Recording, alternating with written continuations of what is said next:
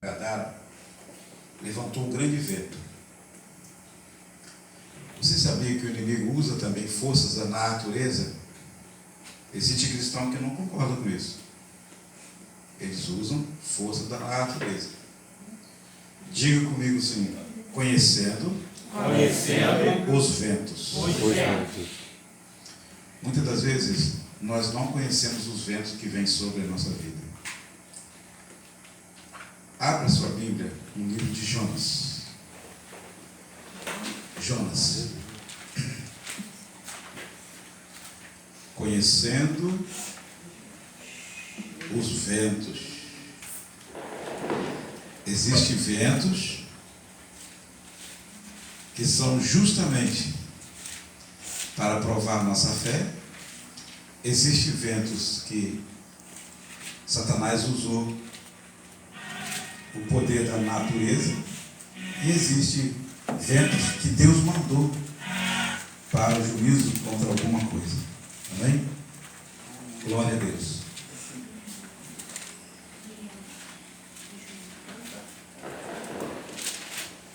Glória a Deus.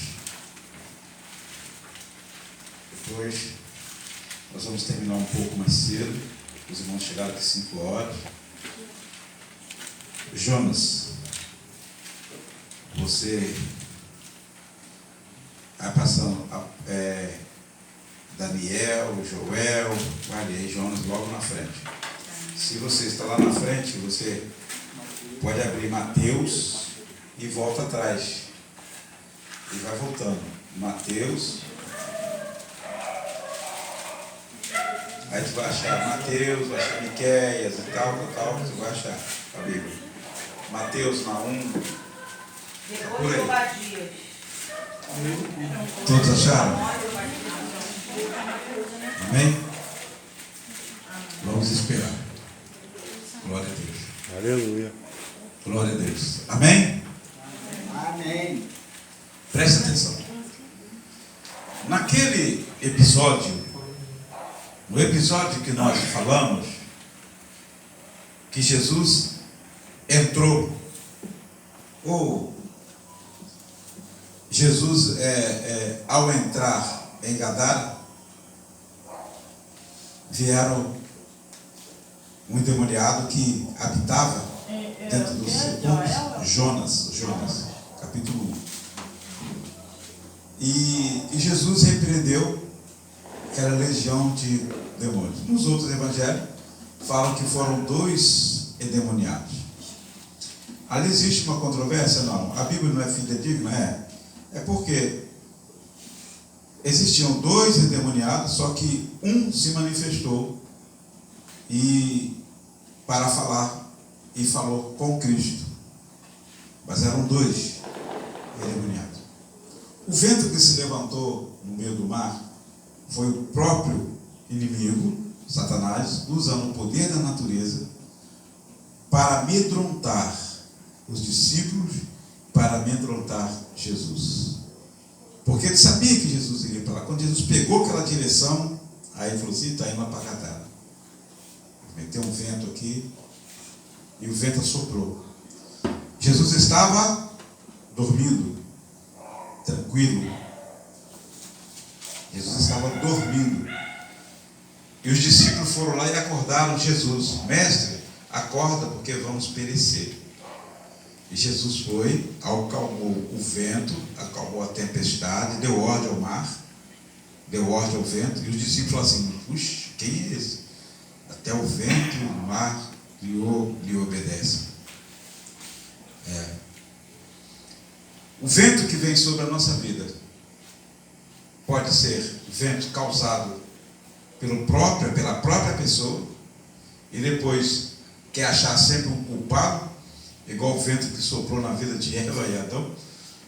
Aí quer achar sempre um culpado. Adão, por que você fez isso? A mulher que tu me deste.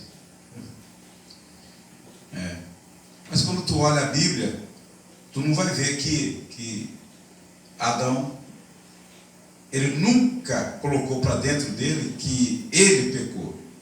Ele sempre culpou a esposa por causa daquilo. Uma falha horrível, né? Para quem que disse assim, esta sim, é osso do meu osso e carne da minha carne. Nesse episódio de Jonas, Deus falou com Jonas para que Jonas fosse para Nínive. Só que Jonas pegou um navio indo para Tarsis. Por quê? Porque os ninivitas, eles eram pessoas muito nervosas. Eles tinham assassinos, muito idólatras. Eles eram pessoas nervosas. Vamos ler o texto. Jonas, capítulo 1. Diz assim: E veio a palavra do Senhor a Jonas, filho de Amitai, dizendo: Levanta-te, vai à grande cidade de Nínive e clama contra ela, porque a sua malícia subiu até a mim. E Jonas se levantou para fugir de diante da face do Senhor para Tarsis, e descendo a Jope, achou que um navio ia para Tarsis. Pagou, pois, a sua passagem e desceu para dentro dele para ir com eles para Tarsis, de diante da face do Senhor. Estava fugindo. Mas o Senhor mandou um grande vento e fez-se no mar uma grande tempestade, e o navio estava para quebrar. Presta atenção. Olha para mim agora. Deus mandou Jonas ir para onde? Para Nínive. Aí Jonas, irmão, se não obedecer não vai. É melhor falar que não vai. Aí Jonas, para fugir, olha o pensamento da pessoa, olha o pensamento, eu não sei nem qual o nome que se dá. Vou fugir para Tarsis. Deus é o olho que tudo vê, Deus vê tudo. Deus é onisciente, onipresente, onipotente. Ele está vendo tudo o que está acontecendo. Deus vê tudo. Ele falou assim: eu vou fugir da presença do Senhor, porque eu não vou para Nínive de jeito nenhum. Aquele pessoal lá não merece perdão. E Deus está tendo, eu vou. Logo eu, para lá, para Nínive, vou nada. Aí eu vou para Tarsis, que Tarsis o povo é mais moderado, mais educado, mais tranquilo. Vou para Maravilha nada, lá eles vão fazer uma cumba lá para mim na porta lá. Meu Deus. Não vou não. Não vou para Sepetiba não, lugar cheio de centro de macumba. Irmão, Sepetiba parece que você está dentro da África, ou lugarzinho. Só Jesus para ter misericórdia. Não, eu não vou para isso não vou para aquilo não. Aí não adianta você fugir. Não adianta, se Deus determinou, deu uma ordem para que você faça, então não coloca vento sobre a sua vida não. E o mais engraçado, o vento não foi para ele. Ele não estava sofrendo com o vento, porque mais embaixo no texto, Jonas estava dormindo. Meu Deus. Os outros sofrendo com o vento por causa do erro dele, perecendo tudo, o navio quase quebrando, já tinha jogado todos os alimentos no mar, e ele roncando. Jesus. Olha, trazendo para nós hoje, quantas das vezes nossa família passa por um vento e que você não colocou o vento. Outras pessoas colocou o vento e você passa o vento. Por exemplo, não, eu ia falar uma coisa aqui, mas aconteceu com a missionária Paula um tempo aí, vai pensar que é isso. Não é isso não. Um exemplo, eu vou falar. Por exemplo, família toda certinha. Aí um membro da sua família faz um erro, ou deixa de fazer alguma coisa, ele vai preso. Aí o advogado fala assim: 50 mil eu solto ele. A família não tem nem 5. Aí entra no vento, aí aparece o agiota. Não, eu empresto. Vou te prestar 50, mas eu cobro 30%. Então, você não vai pegar 50, você vai pegar 35, porque 30 já fica com ele. Aí, apavoramento está lá. Aí a família entra no vento, enquanto o cara está solto, depois nem entrou na partilha de pagar. Depois ele nem se preocupa em pagar o advogado. Não se preocupa. Porque ele acha que está tudo bem, mas ele colocou uma família em risco. Jonas fez a mesma coisa, ele colocou uma família um povo que não tinha nada a ver com o que ele tinha feito. E o povo então começou cada um a invocar o seu Deus. Um invocava Zeus, outro invocava não sei o quê, outro invocava, e começou cada um a invocar. Escuta, cadê o estrangeiro? Cadê aquele rapaz que entrou aí, que entrou em Tarso? Cadê ele? Vou procurar.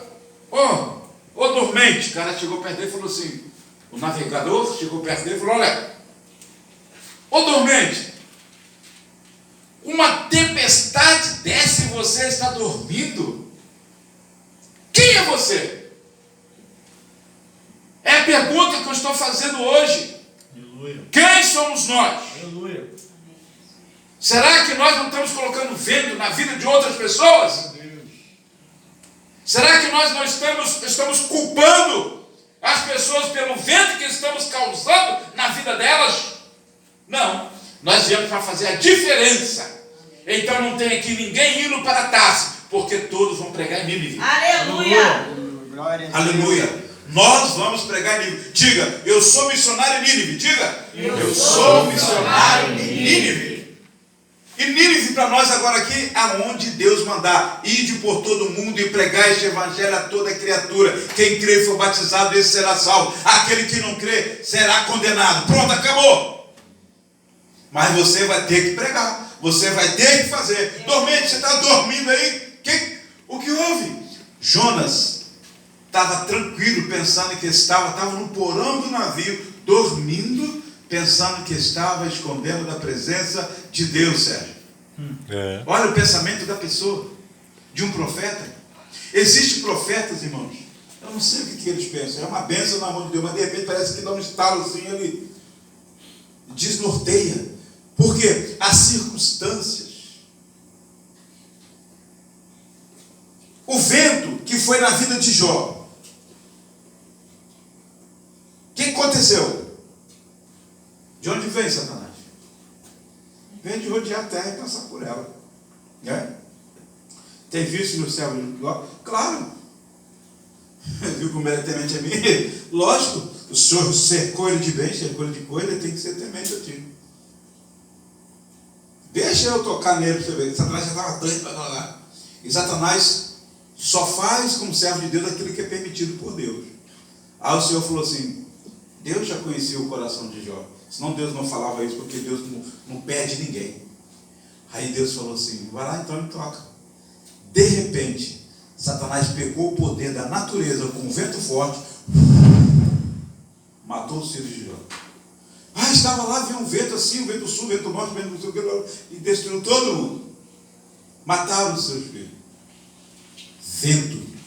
Nem todos os ventos.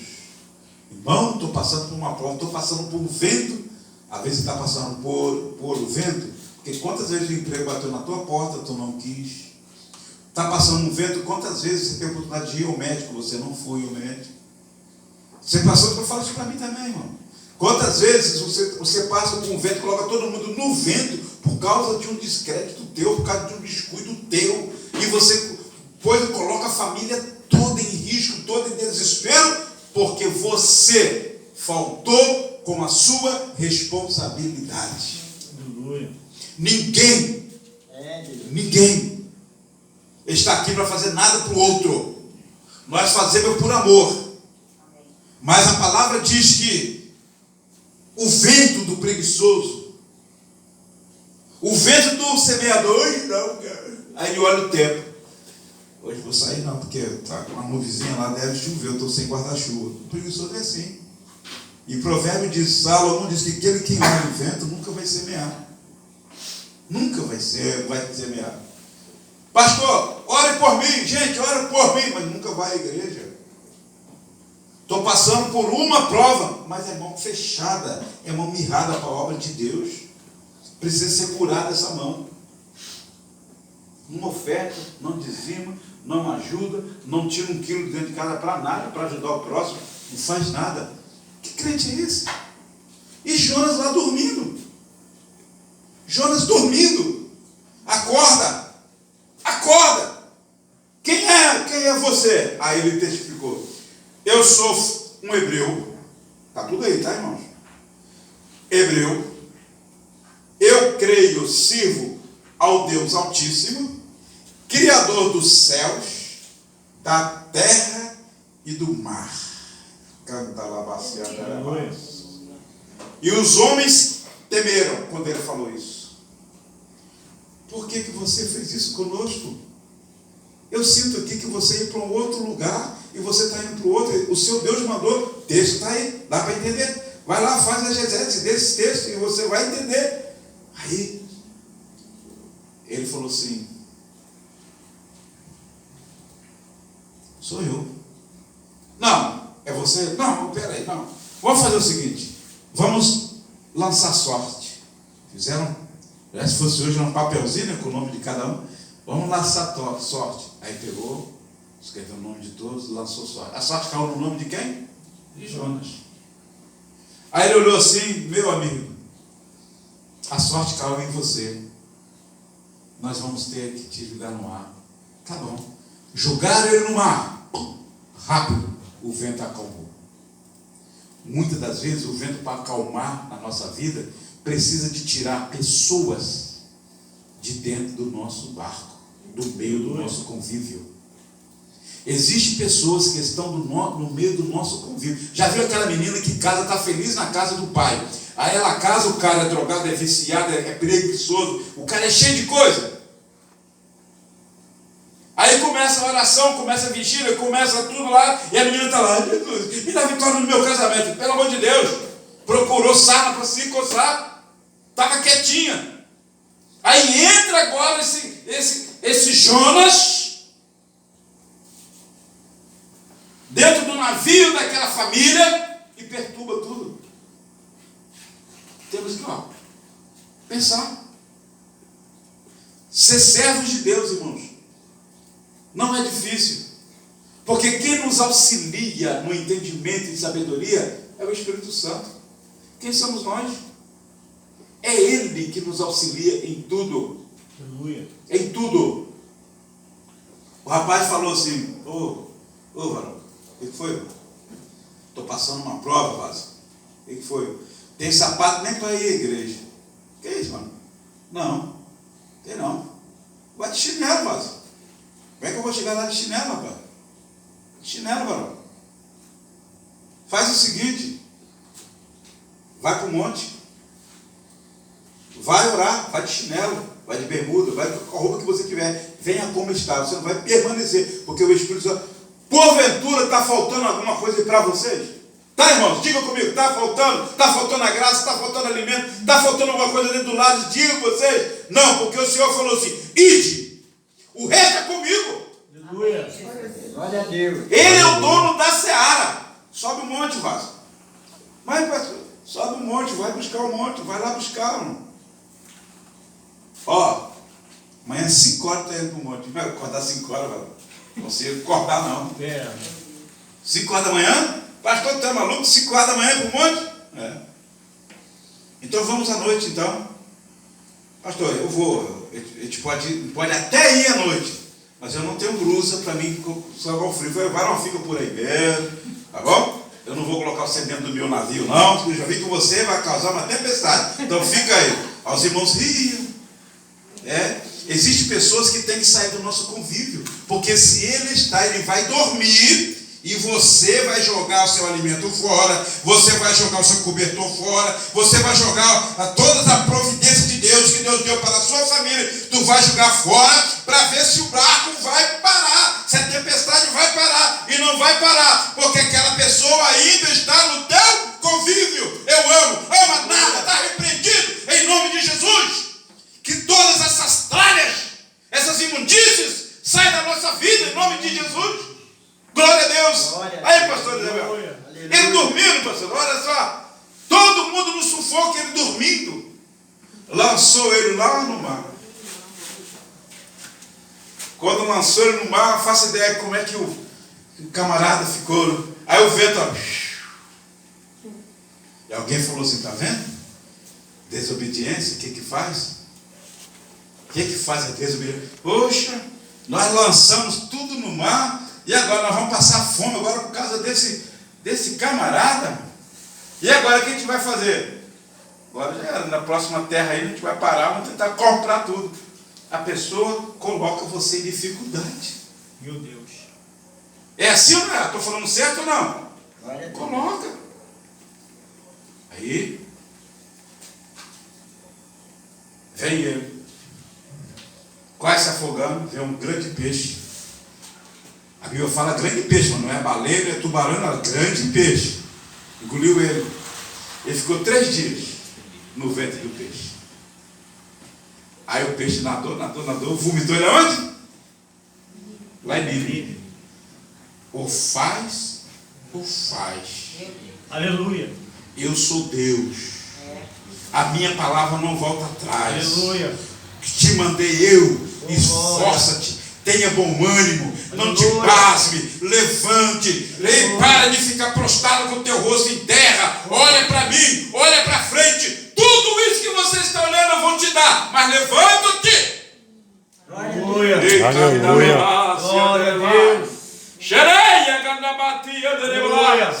Aleluia. Tudo eu vou lhe dar, mas levante. Josué, você está aí prostrado por quê? Levanta.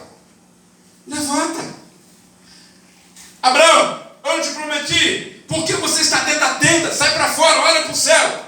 Conta essa estrela. Eu não consigo. Pois é, assim será a sua descendência. Aleluia. Você dentro, você não vai conseguir nada.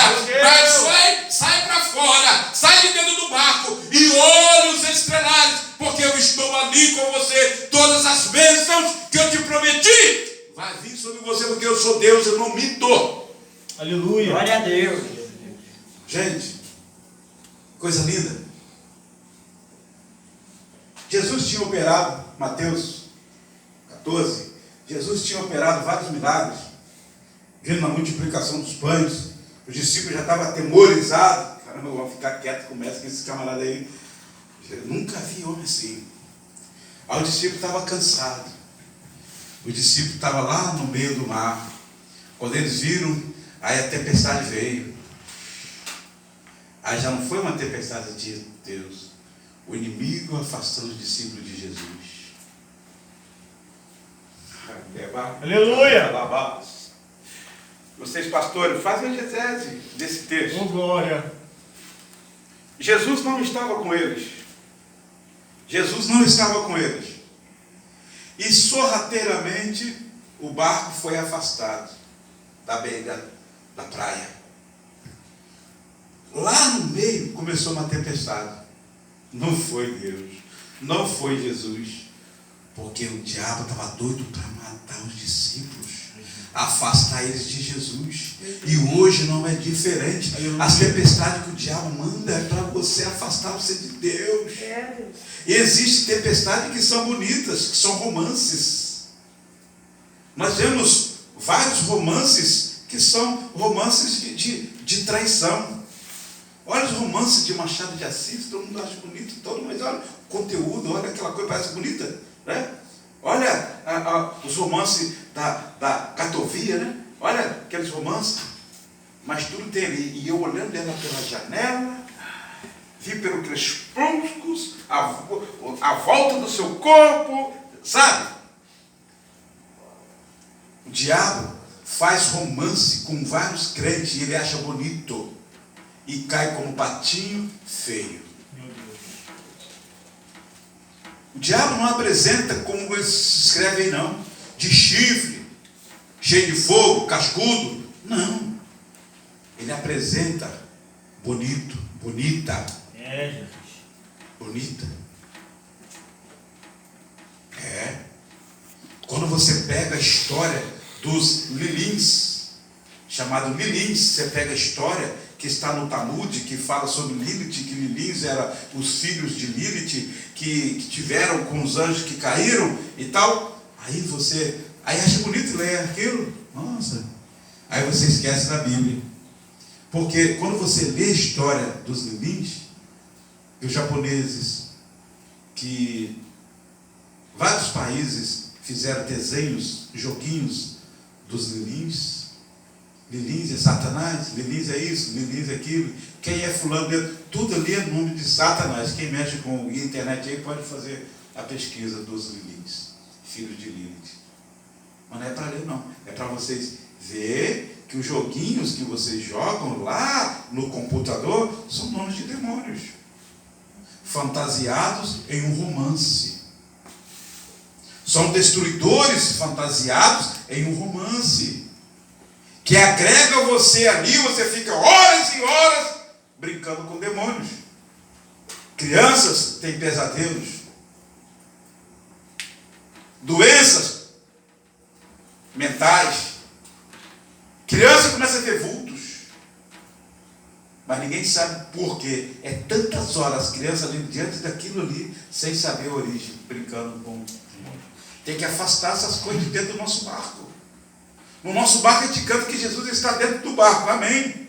Amém. Se ele está, ele tem que ficar tranquilo mesmo dentro do barco, porque a tempestade ele acalma. Mas você não pode ser o causador da tempestade. Meu Deus. Se você for o causador da tempestade, aí você está perdido. Ele está no barco para te proteger da tempestade que o inimigo te lança. Mas da tempestade que você causa, ele vai te lançar no mar. O peixe vai te pegar. E 3 dias depois, ele vai te vomitar em algum lugar. E você pensa que acabou? Não. O sol vai arder, tu vai ter que pregar. O sol vai arder na tua cabeça. Tu vai ter que pedir por um milagre. Ele vai dar um milagre a você. E de repente, quando você achar que está tudo bem, ele vai tirar o milagre de você. Você vai reclamar. Ele vai falar com você. Ora, você agora está tendo pena do milagre que eu fiz contigo, não teve pena desse povo? Que profeta é você? Que missionário é você? Que pastor é você? Que obreiro é você? Aleluia. Que é isso? Ei, venha a nós, o vosso reino. Nada? Que isso? Não. Meu Deus. A sanguessuga tem 2 filhas, sabendo se o nome dá e nunca se farta. Não é assim não. Glória a Deus. Olha lá, até o rei de Nínive se metiu de saco. E você está chiando agora, brigando por uma planta que você não plantou. Você não semeou. Desobediente, ainda está me exigindo coisas. Aleluia. A desobediência traz maldição. Não é Deus que manda, nem tampouco o diabo. Nós abrimos brecha para que ele entre. Aí,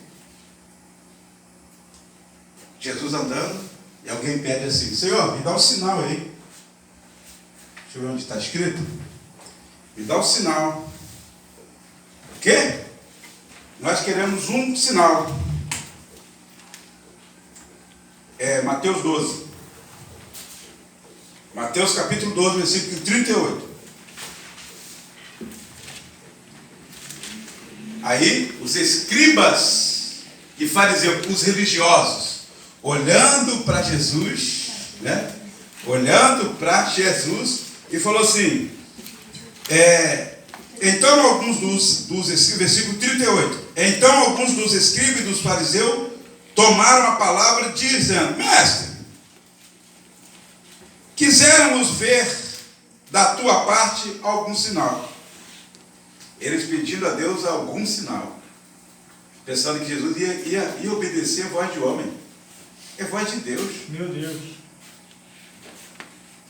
Aí, o crente hoje, ele está assim, só firma na igreja, se a igreja chegar lá: você aí, Deus está me revelando assim.